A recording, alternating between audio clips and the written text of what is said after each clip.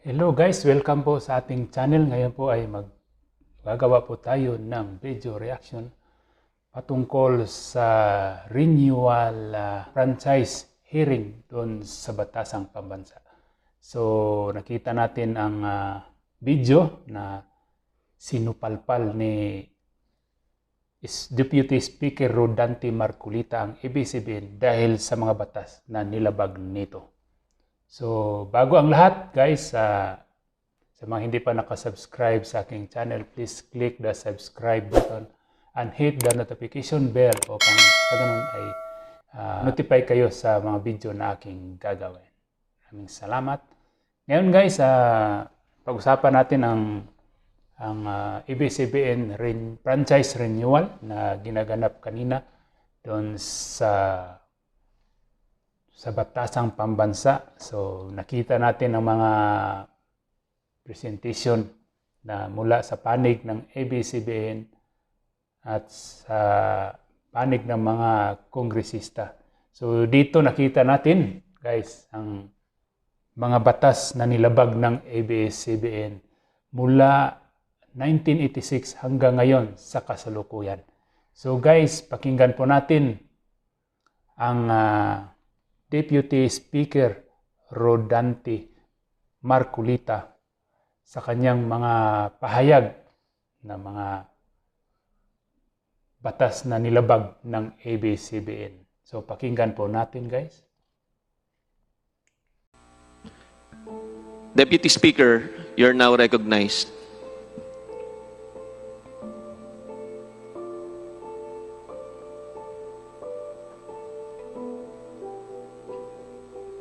Meron po akong pin-repair na konti ring slide. Sana po may pakita muna bago ako magpatuloy.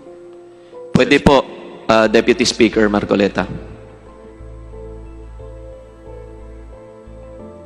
Law, ibig sabihin batas. So kaya ginawa ang batas sa isang democratic country na kung nasaan tayo ngayon is para maging pantay-pantay ang lahat ng tao.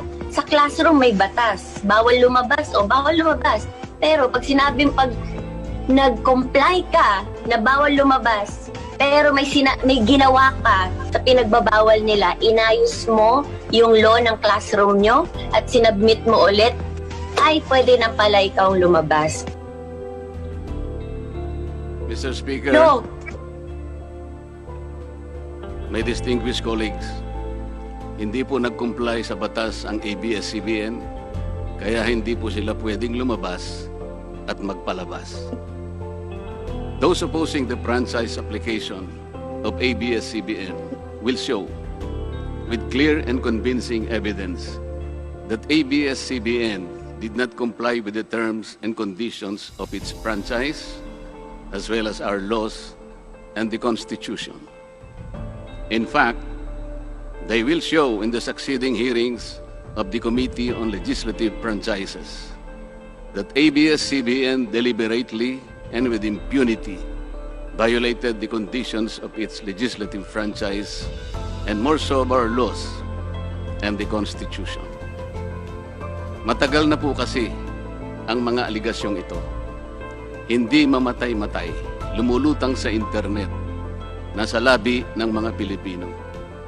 Hindi seryosong binigyan ng pansin. Bakit po? Tikom ang bibig ng may kakayahang magsiwalat nito dahil takot sa maimpluwensyang network na kayang sirain ng tao, kandidato man o hindi. Salamat at ganap na nanindigan si Speaker Alan Peter Cayetano at hindi inalintana ang mga tuligsa sa kanya at pinayagan niya na magkaroon ng patas, bukas at malawak ang pagdinig sa mga aligasyong ito katulad ng nagaganap sa araw na ito. Ang banggit nga po sa John 8:32 ay ganito, "And you will know the truth, and the truth will set you free."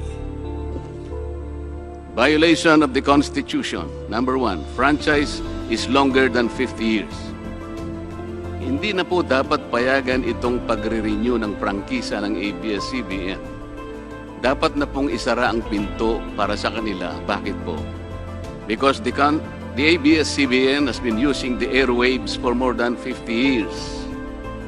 53 years today to be exact.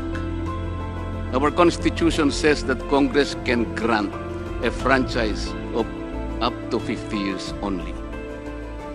Taong 1957, nang makuha ni Don Eugenio Lopez Sr., may-ari ng Chronicle Broadcasting Network o CBN, ang Alto Broadcasting System o ABS.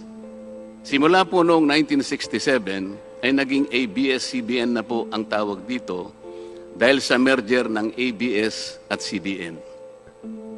Kung susumahin po natin ang prangkisa nito simula noong 1967, ay 53 taon na po itong gumagamit ng airwaves magpahanggang ngayon. 63 years naman po kung susumahin natin mula po ng pagkakakuha ng CBN sa ABS noong 1957.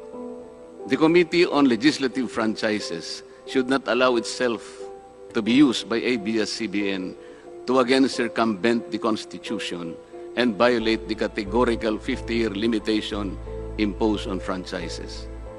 Hindi na po dapat buhayin muli ng Kongreso ang prangkisa ng ABS-CBN sapagkat ayon po sa ating saligang batas, ang buhay ng prangkisa ay hindi dapat lumampas ng 50 taon. EDSA Revolution. Siguro po may mga ngatwiran at sasabihin ng ganito. Isinara naman ng martial law ang ABS-CBN. Di po ba? Dapat huwag bilangin ang panahon na yon. Tanggapin po natin sandali na isinara nga ang ABS-CBN simula Setyembre 23, 1972 pagkatapos na ideklara ang martial law. Pero hindi po ba nagbukas din ito agad matapos na ito ay mabawing muli ng pamilya Lopez noong EDSA Revolution? Hindi ba't kulang-kulang 13 taon din po ang namagitan na panahon? So let's assume that we subtract 13 years from the 63 years that ABS-CBN has been in operation starting 1957 when CBN acquired ABS. Hindi ba't 50 taon din po ang magiging resulta? Ibig pong sabihin, tapos na at paso na pa rin ang prangkisa ng ABS-CBN with or without martial law. Hindi ba't sobra-sobra pa rin ito at lalabag pa rin sa ating saligang batas? Naging palasak nga noong panahon ng martial law ang kantyaw na tama na, sobra na. Subalit ang mahalagang tanong po ng taong bayan na hindi pa nasasagot magpahanggang ngayon ay kung paano biglang nabawi ng mga Lopez ang ABS-CBN mula sa pag-aari ng gobyerno pagkatapos maitalaga ang Cory administration. Sinulatan po noon ni dating Senador Lorenzo Tanyada ang Presidential Commission on Good Government na isoli na sa mga Lopez ang ABS-CBN kahit may arbitration pang nagaganap sa pagitan ng pamahalaan at ABS-CBN. Na i-turn over po agad ang istasyon ng ABS-CBN sa mga Lopez sa kabila ng wala pang pagtukoy sa tunay na pagmeme-ari nito ayon sa kautusan sa Board of Administrators na binuo sa Letter of Instruction number 1 ni Pangulong Cory Aquino. Sa ngayon po ay wala man lang mailabas na papeles tungkol dito ang PCGG. Nagbayad po ba ang ABS-CBN sa Administrasyong Cory Aquino? Nag-public bidding po ba? Bakit tila ura-urada at habang magulo pa ang lahat dahil katatapos lang ng EDSA Revolution, ay biglang napasakamay na muli ng mga Lopez ang ABS-CBN? Nakabatay po ba ito sa batas? Hindi po ba dapat sagutin ng ABS-CBN ang mga tanong na ito upang mapanagot po ang dapat na managot kung meron man? Foreign ownership. Puntahan naman po natin ang muling pagbubukas ng ABS-CBN noong 1986. Pati po kasi noong panahong yun ay may paglabag na rin sa ating saligang batas. Ano po kaya yun? Dahil Amerikano at hindi Pilipino ang may-ari at namahala sa ABS-CBN na mariing ipinagbabawal ng saligang batas. Congress should deny the franchise application of ABS-CBN for its clear violation of the Constitution, requiring 100% Filipino ownership and management of mass media companies. ABS-CBN's former president, Mr. Eugenio Gaby Lopez III, was an American citizen when he took the helm of the company in 1986 as director, then president, and then chairman in the later years. It was only in 2000 that he petitioned for recognition of Filipino citizenship and was issued a certificate of recognition as a Filipino citizen in 2002. At kahit sabihin po nating wala na ngayon sa management ng ABS-CBN si Ginoong Gabby Lopez, nagpatuloy pa rin ba sa paglabag sa saligang batas ang ABS-CBN? Opo. Dahil magpahanggang ngayon ay nagbebenta pa po sila sa mga banyaga, mga hindi Pilipino, ng pag-aari o ownership rights ng ABS-CBN. Through an intricate web of corporate layering, ABS-CBN lets non-Filipinos to own its common shares through the issuance of Philippine Depositary Receipts o PDRs. In September 1999, the ABS-CBN Holdings Corporation offered 132 million Philippine Depositary Receipts underlying the 132 million common shares of ABS-CBN. Immediately prior to the closing of the PDR's offering, Lopez Incorporated, the main stockholder of ABS-CBN Corporation, transferred 132 million ABS-CBN shares to ABS-CBN Holding Corporation, its alter ego.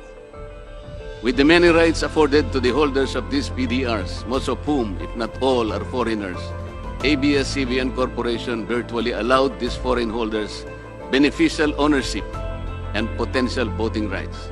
This is a circumvention of the strict foreign equity restriction imposed by the Constitution on mass media companies. Quite obviously, the ABS-CBN PDR instrument, a creative financial mechanism, is being used as a subterfuge to indirectly own the underlying ABS-CBN shares of stock. Violation of workers' rights under the Constitution. ABS-CBN violated the rights of its own workers. It denied them their just share in production as required by the Constitution.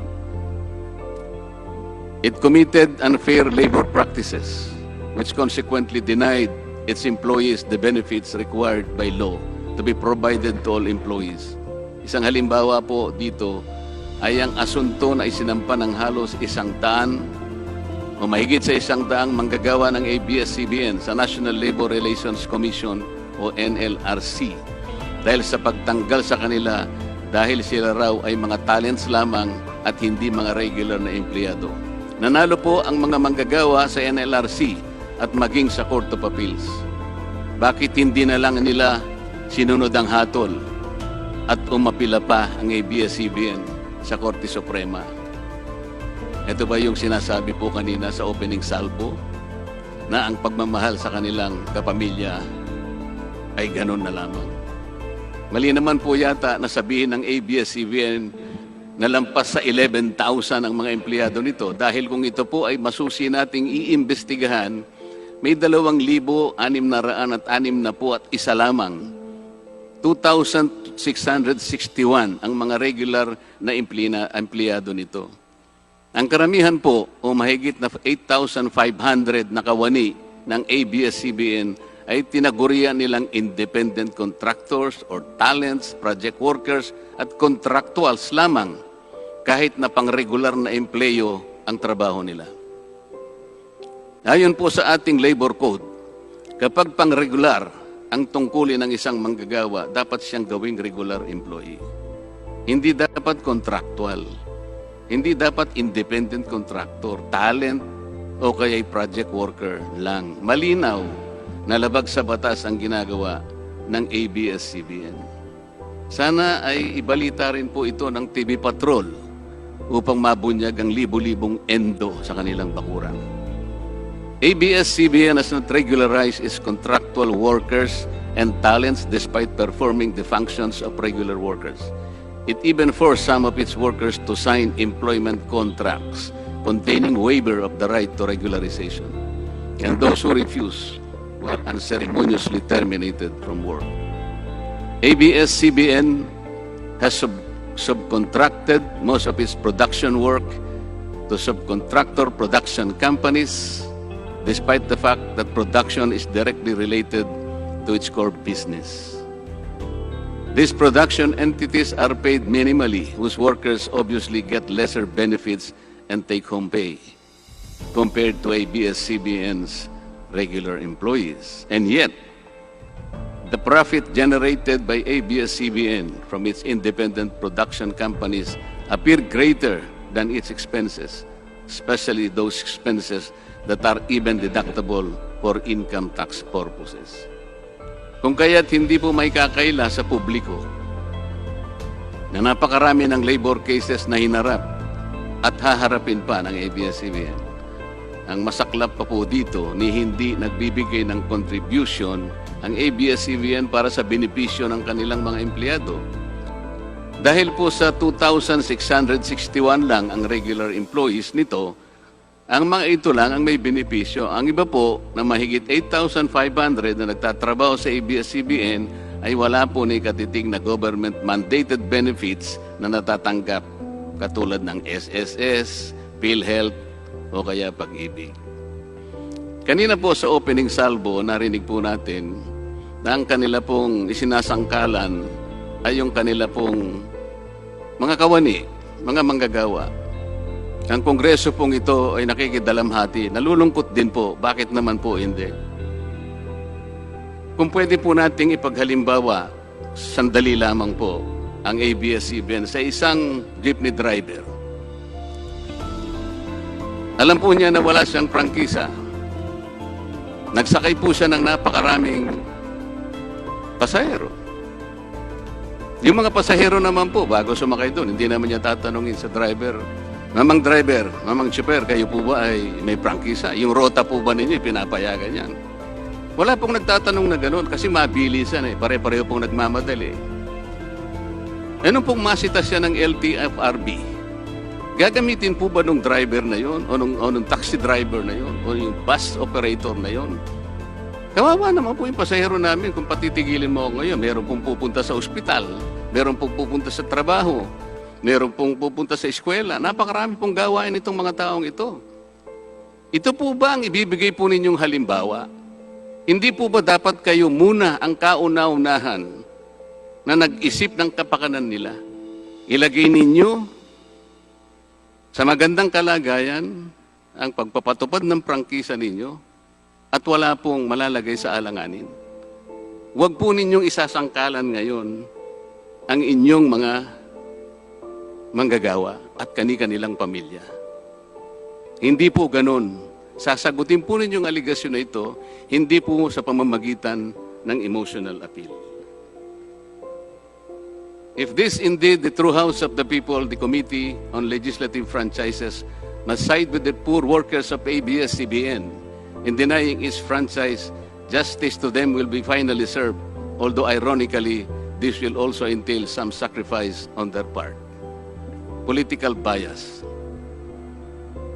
ABS-CBN has been biased and partisan in favor of particular candidates and against certain candidates during the 2010 and 2016 presidential elections, contrary to the terms of its franchise and in violation of the Omnibus Election Code. Hindi naman po lingid sa kalaman ng marami, kung hindi man lahat, kung paano naging pro Noynoy Aquino ang ABS-CBN noong 2010 at pro Grace po at Leni Robredo naman noong 2016. It is also a matter of record that ABS-CBN failed to air some of President Duterte's political advertisements during the 2016 campaign period, despite receiving the payment for said political ads.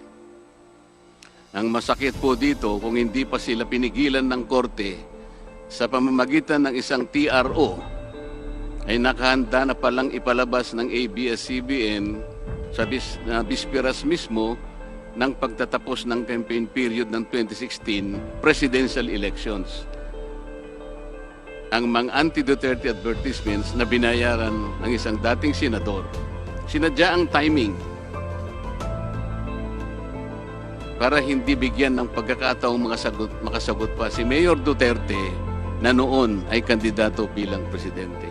Mabuti na lamang at napahinuhod ng ang korte ng petisyon ni Speaker Alan Peter Cayetano na noon po ay Vice Presidential Candidate ni Pangulong Duterte at dagliang nag-issue ng TRO ang korte sa ABS-CBN.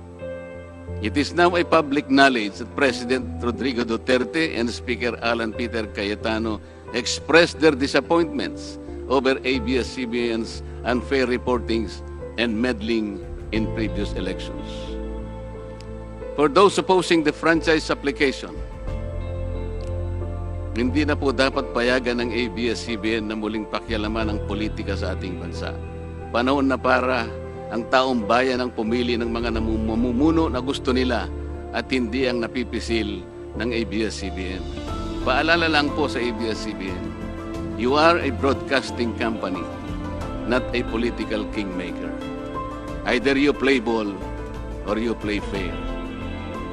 Multiple channels in one franchise.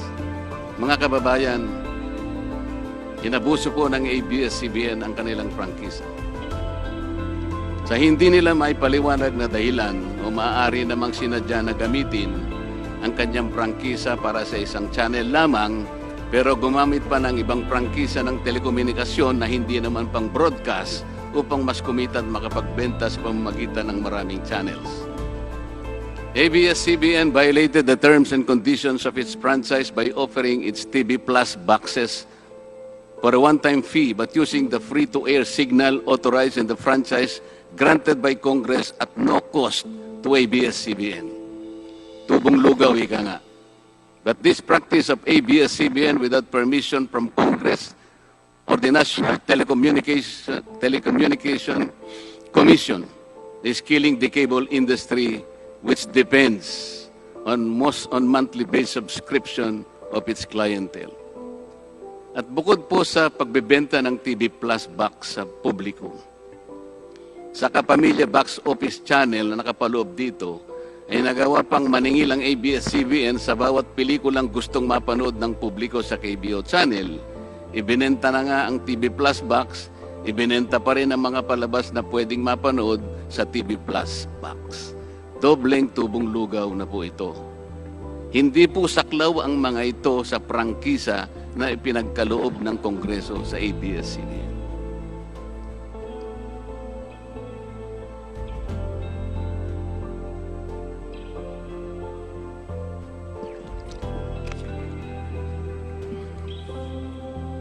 ABS-CBN, contrary to the terms and conditions of its franchise, operated this pay-per-view channel, otherwise known as the Kapamilya Box Office or KBO, without a valid permit from the NTC. And despite NTC's order to refrain from operating a PPB until the issuance of an appropriate guideline for the same, ABS-CBN continued its operation until the expiration of its franchise on May 4, 2020. Tax evasion. ABS-CBN also violated the terms and conditions of its franchise by engaging in tax avoidance schemes, which deprived the government of the much-needed revenue.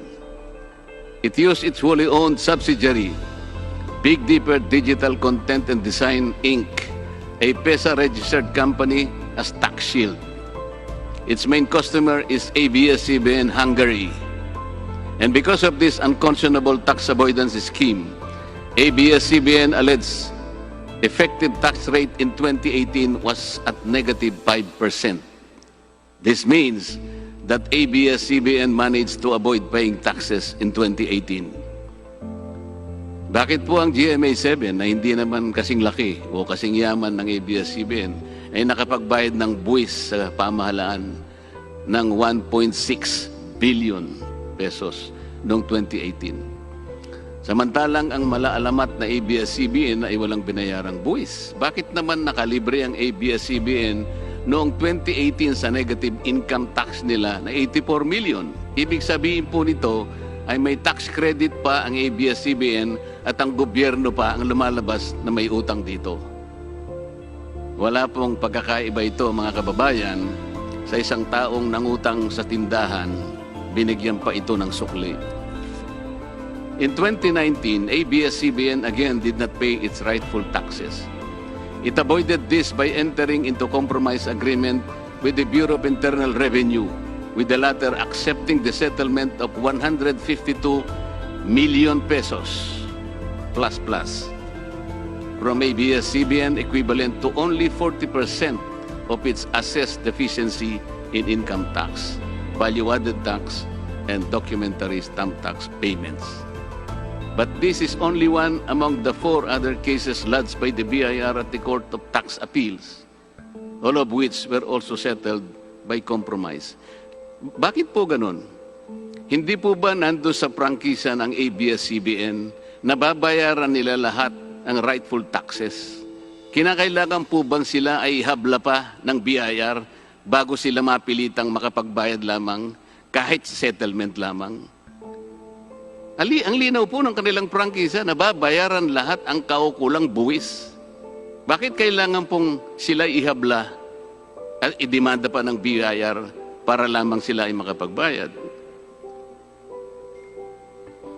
There are also allegations to date that ABS-CBN's Lingkod Kapamilya Foundation, ALKFI, is being used as ABS-CBN as tax shield, and that ALKFI also failed to file donor's tax return and pay the donor's tax. Ito po ang mas nakalulungkot dito, mga kababayan. Kapag politiko o government official ang nagkawang gawa, epal ang tawag dito ng ABS-CBN. Kahit mula pa sa sariling bulsa ng politiko ang pinanggalingan ito. Pero kapag ito ay galing sa lingkod kapamilya, puro pangalan ng ABS-CBN ang kanilang pinangangalandakan, katulad po ng nakita natin ngayon. Alam naman natin na galing naman sa lahat sa mga donors ang pondo na ginamit nila. Meron po kayang nanggaling sa yaman ng ABS-CBN. Di baling ang pantulong ng ABS-CBN ay galing sa donasyon ng ibang tao. Di baling ang perang pantulong ay mula sa tax avoidance ng kumpanya. Ang mahalaga ay mapalabas nila sa pamamagitan ng sa mamamayan, katulad po ng nakita natin ngayon na napakabuti at napakabait ng ABS-CBN. Yan po guys, maraming salamat sa ating nanonood at yun nakita po natin, naliliwanagan po tayo sa mga batas na nilabag ng ABS-CBN dahil sa pahayag ni Deputy Speaker Rodante Marcolita. Ang lakas ng ito, ang laki ng marami palang nilabag batas ang ABS-CBN mula pa noong 1986 hanggang ngayon sa kasalukuyan na bakit hindi ma-renew ang prangkisa ng ABS-CBN noong karaang administrasyong Aquino.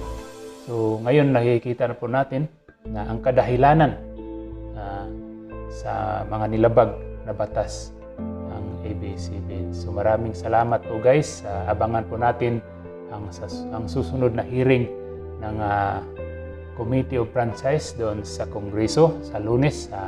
Tunghayan po natin ang susunod na pangyayari.